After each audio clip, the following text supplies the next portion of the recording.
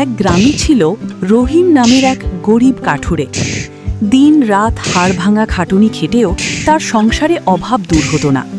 জীর্ণ কুড়ে ঘর আর একটা ধারালো কুঠারি ছিল তার একমাত্র সম্বল। রহিমা, আজ সারা দিন জঙ্গল চষে বেড়ালুম, কিন্তু শুকনো কাঠ পেলুম না। আজ রাতেও কি আমাদের না খেয়েই ঘুমাতে হবে? এই জীর্ণ কুঠার দিয়ে আর কতদিন ভাগ্যের সাথে লড়াই করব? ভেঙে পড়ো না স্বামী, আল্লাহ যা করেন মঙ্গলের জন্যই করেন। কষ্টের রাত যত লম্বাই হোক না কেন, সকালের আলো ফুটবেই। তুমি ধৈর্য হারিও না। গ্রামের মাঝখানে অনেক মানুষ জড়ো হয়েছে। রাজদরবারের একজন ঘোষক ঢোল বাজাচ্ছে। রহিম ও রহিমাও ভিড়ের মধ্যে দাঁড়িয়ে শুনছে। শোনো শোনো শোনো, রাজ্যবাসী শোনো, মহামান্য রাজার ঘোষণা। যে সাহসী ব্যক্তি ওই ভয়ঙ্কর কান্না পাহাড়ের চূড়া থেকে জাদুকরি রক্তজবা ফুল এনে দিতে পারবে, রাজামশাই তাকে 100 স্বর্ণ মুদ্রা এবং 100 একর জমি পুরস্কার দেবেন। ওরে বাবারে, কান্না পাহাড়! ওখানে যে যায় সে আর ফিরে আসে না। ভাই, লোভের চেয়ে জীবন অনেক বড়। অক্কা পাওয়ার শখ আমার নেই। রহিমা, এই তো সুযোগ আমাদের ভাগ্য বদলানোর, কিন্তু পাহাড়টা বড়ই বিপজ্জনক। আমি জানি তুমি সাহসী। আমাদের এই দারিদ্র্যের কষাঘাত থেকে মুক্তি পেতে হলে এই ঝুঁকি তোমাকে নিতেই হবে রহিম। আমি দোয়া করছি তুমি সফল হবেই। যাও স্বামী, জয় করে এসো। এক ভয়ঙ্কর বন, অদ্ভুত আকৃতির পাথর আর গাছপালা। রহিম কাঁধে কুঠার নিয়ে কষ্ট করে বনে আসলো।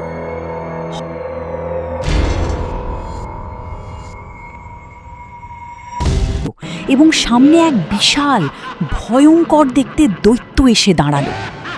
তবে দৈত্যের পায়ে ভারী লোহার শিকল বাঁধা।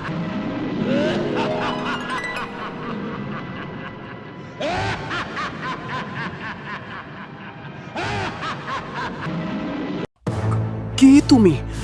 আমাকে বাধা দিও না। আমি এখানে রক্ত জবা ফুল নিতে এসেছি। এই পাহাড়ে যে আসে সে আর ফেরে না মানব সন্তান। কিন্তু দাঁড়াও, তোমার চোখে তো লোভ দেখছি না। এই মরণকূপে তুমি কেন এসেছো? আমি লোভী নই। আমার স্ত্রী ঘরে অনাহারে আছে, তার মুখে অন্ন তুলে দিতে আর রাজকীয় পুরস্কারের আশায় আমি নিজের জীবন বাজি রেখেছি। আশ্চর্য! স্ত্রীর প্রতি তোমারই ভালোবাসা আর তোমারই অসীম সাহস দেখে আমি মুগ্ধ হলাম। মানব, আমি তোমার কোনো ক্ষতি করব না। আমি আসলে কোনো দুষ্ট দৈত্য নই। আমি এই বনের রক্ষক ছিলাম। এক দুষ্ট জাদুকর আমাকে অভিশাপ দিয়ে এই সিন্দুকের শিকলে বন্দি করে রেখেছে। ও, তাহলে এই সিন্দুক আর শিকল ভাঙার কোনো উপায় কি নেই? আছে। তোমার ওই সততার শক্তিতে ভরা ধারালো কুঠার দিয়ে যদি এই সিন্দুকের তালাটি ভাঙতে পারো, তবেই আমি মুক্ত হব। আর আমি মুক্ত হলে জাদুকরের অভিশাপ কেটে যাবে, পাহাড়ের কান্নাও থামবে। তুমি কি আমাকে সাহায্য করবে? অবশ্যই করব। অন্যায়কে ধ্বংস করাই তো মানুষের ধর্ম। তাহলে আমাকে আগে এই খাঁচা থেকে মুক্ত করো।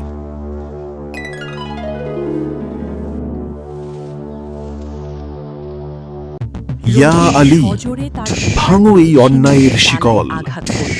শিকল ভেঙে গেল। পাহাড়ের কালো মেঘ কেটে গিয়ে সুন্দর সূর্য উঠল। দৈত্য হাসি মুখে রহিমকে একটি টকটকে লাল রক্তজবা ফুল এবং একটি জাদুকরি থলি দিল।